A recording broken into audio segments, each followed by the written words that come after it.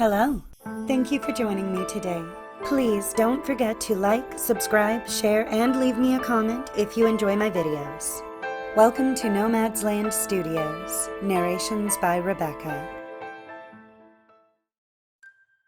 From Aesop's Fables, The Peacock and the Crane.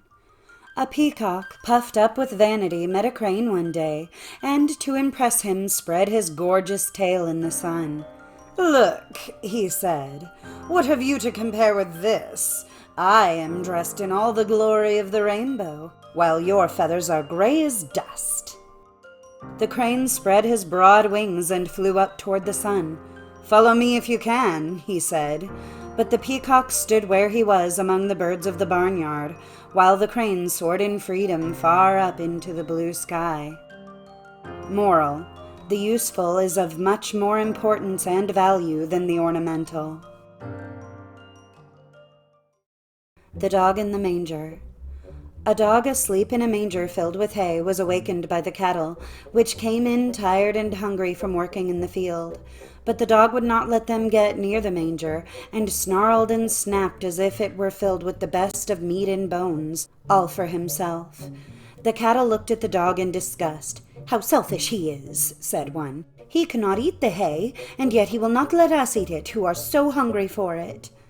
Now the farmer came in. When he saw how the dog was acting, he seized a stick and drove him out of the stable with many a blow for his selfish behavior.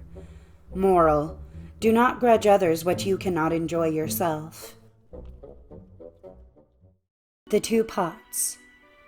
Two pots, one of brass and the other of clay, stood together on the hearthstone. One day the brass pot proposed to the earthen pot that they go out into the world together. But the earthen pot excused himself, saying that it would be wiser for him to stay in the corner by the fire. "It would take so little to break me," he said. "You know how fragile I am. The least shock is sure to shatter me."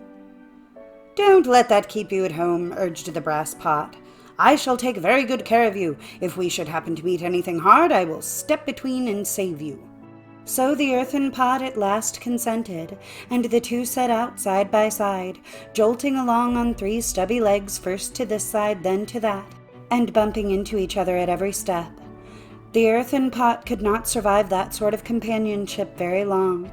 They had not gone 10 paces before the earthen pot cracked, and at the next jolt he flew into 1,000 pieces. Moral: equals make the best friends. The Wolf and the Shepherd.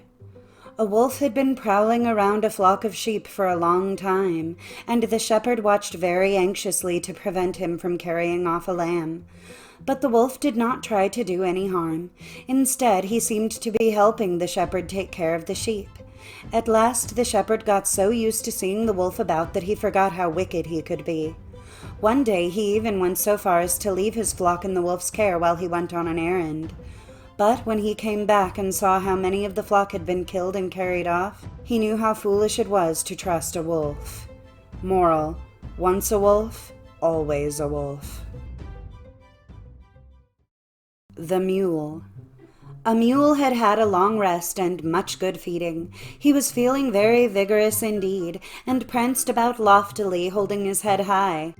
"My father certainly was a full-blooded racer," he said. "I can feel that distinctly." Next day he was put into harness again, and that evening he was very downhearted indeed. "I was mistaken," he said. "My father was an ass after all." Moral: be sure of your pedigree before you boast of it. The Farmer and His Sons. A rich old farmer, who felt that he had not many more days to live, called his sons to his bedside. "My sons," he said, "here's what I have to say to you. Do not on any account part with the estate that has belonged to our family for so many generations. Somewhere on it is hidden a rich treasure. I do not know the exact spot, but it is there, and you will surely find it. Spare no energy and leave no spot unturned in your search." The father died, and no sooner was he in his grave than the sons set to work digging with all their might, turning up every foot of ground with their spades, and going over the whole farm 2 or 3 times.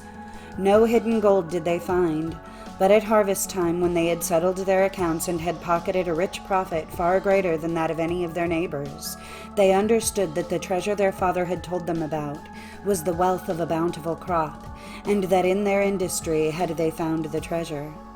Moral: industry is itself a treasure.